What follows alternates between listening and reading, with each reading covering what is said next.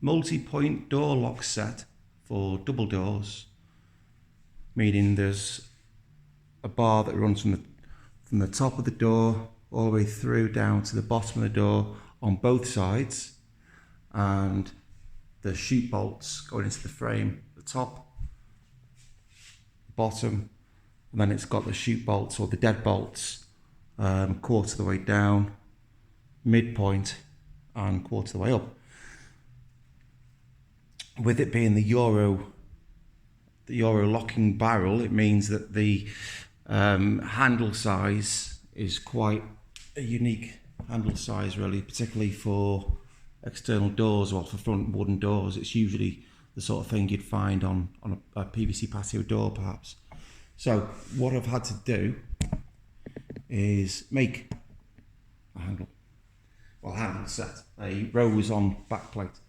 So what we've done is I've ordered some chrome plated brass finger plates, 30mm tall, Regency style, 30mm by 70mm, and then put some masking tape on there, marked out roughly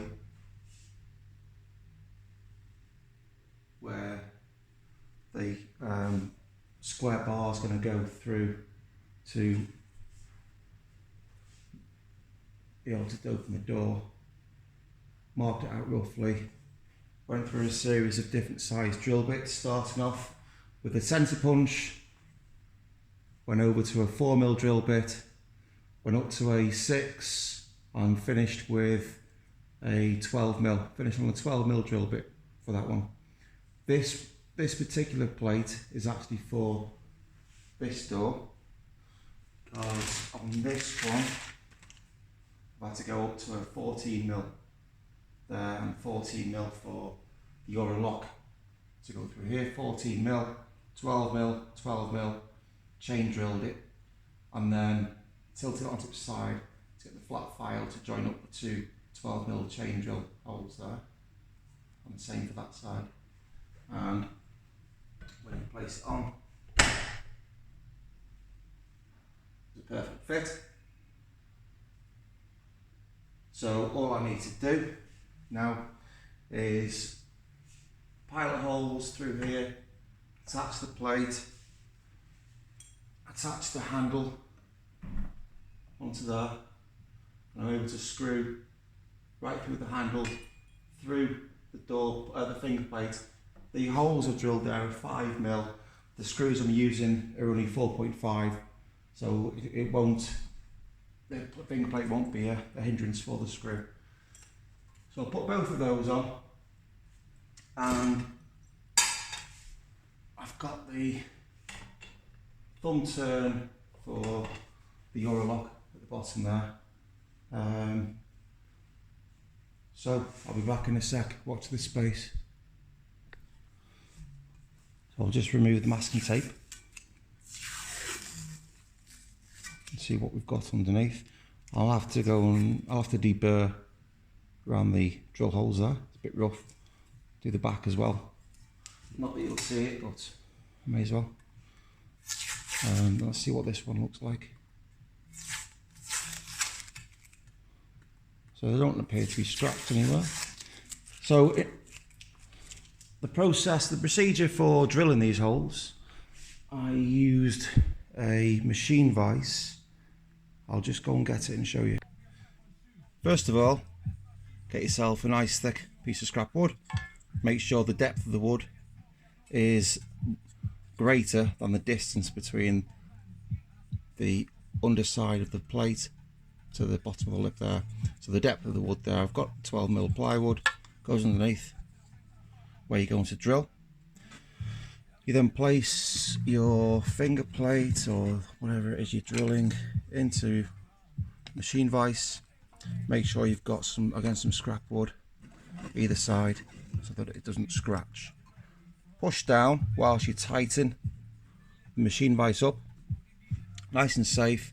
Now it needs to be particularly safe for when you're using the 14mm drill bit, because what's going to happen is as soon as it penetrates, as soon as the two sides, so this side here, it's quite a flat quite a flat wall there, and the opposite side just here.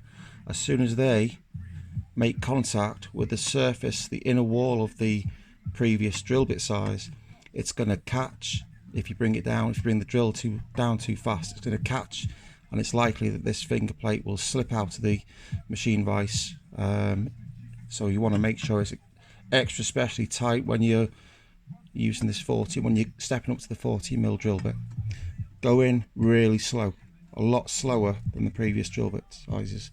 So nice slow, you bring the pillar drill down really slow until you've gone through, and then you can take the finger plate out and then go and test it. Deburring tool, only a cheap one. Spin it round the edge to remove all the, at the moment, if you run your finger across, you can feel that there's a lip there, and that's from when you've drilled through. The excess, or some of the excess material has sort of mushroomed up, so you want to remove that with the deburring tool until it's nice and smooth. Do that on all the holes you've just drilled. Obviously you're going to struggle to do it on the other piece where you've chain drilled. So you'll just have to do your best really. If you've only got a deburring tool, you might want to use a Dremel. If you have a Dremel, you can get some bits on the Dremel which will deburr the edges for you. I unfortunately don't have a Dremel, so I'll just have to struggle instead with the deburring tool. The aim here when you're deburring is to have a professional finish. How would you expect the product to be when you buy it? If you were to buy this from a shop, you'd expect it to be, you wouldn't expect it to be sharp, you wouldn't expect it to cut yourself on there. But also when you attach the doorknob onto there now, or whatever it is you're attaching, you don't want it to be wobbly. So if that's a nice flat surface there, the doorknob has got no reason to wobble. Okay, so I'll do that on all the holes, and then I'm going to attach it to the door. And the finished piece